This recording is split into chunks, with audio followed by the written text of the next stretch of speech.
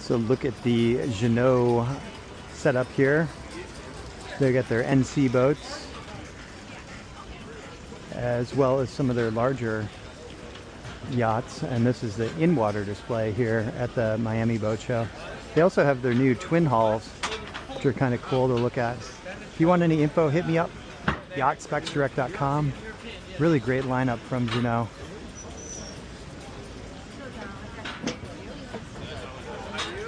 And over here you're going to see the Leader series that they have as well. So everything you need to step into boating here in Miami.